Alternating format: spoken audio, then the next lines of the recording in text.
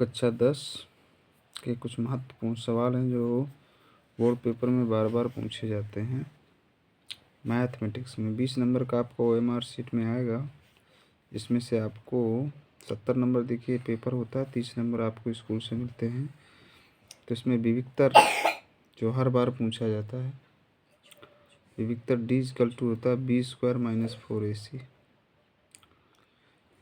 तो विविक्तर पूछा जाता है, विविक्तर ज्ञात करना होता है। D बराबर होता है B² - 4AC। पहला क्वेश्चन है आपका x² - 2x - 1। तो द्विघात समीकरण का जो व्यापक समीकरण होता है वो होता है ax² + bx + c = 0।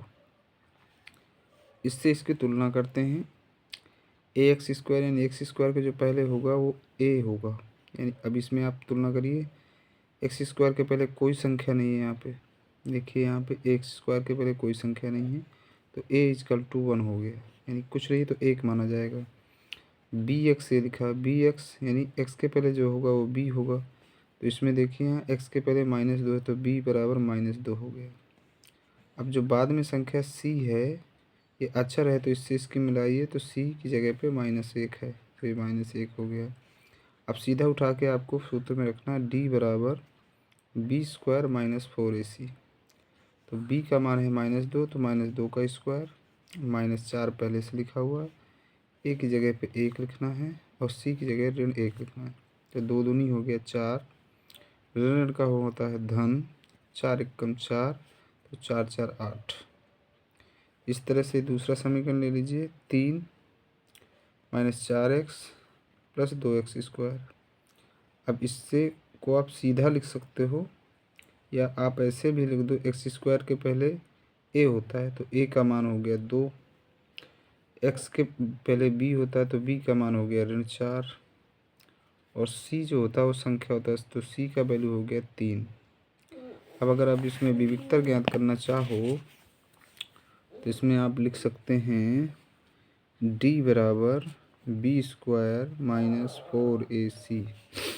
अब b की जो वैल्यू है वो है -4 और -4 × 2 × 3, तो 4 चौको हो गया 16, और 4 दूनी 8 और 8 3 कितना हो गया, तो 24। अब 24 में से 16 घटा दो तो कितना बचेगा, 8। कौन बड़ा है, 24, 24 के चिन्ह लग जाएगा -8। आंसर आ गया, विविक्तर का मान हो गया d का -8। अब इस -8 का मतलब क्या है, इसके मूल क्या होंगे, कभी कभी पूछ लेता है प्रकृति, तो अगर प्लस में आता है तो वास्तविक होते हैं मूल, क्या होते हैं, वास्तविक। अगर माइनस में आ गया ये तो ये लिखा जाएगा काल्पनिक। अगर प्रकृति पूछ लेता है कि प्रकृति क्या होगी मूलों की, तो काल्पनिक, और प्लस में आता है तो वास्तविक होंगे, और माइनस में आता है तो काल्पनिक होगी। इस तरह से ऐसे वीडियो देखने के लिए इस चैनल को सब्सक्राइब करो और बेल आइकन दबाओ। धन्यवाद।